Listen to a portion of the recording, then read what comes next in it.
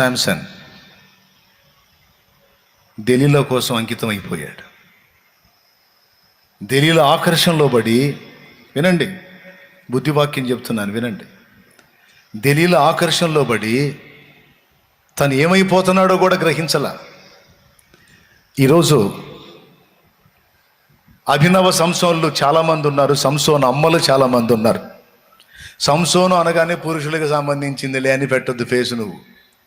సంసోన్ అమ్మలు కూడా ఉన్నారు.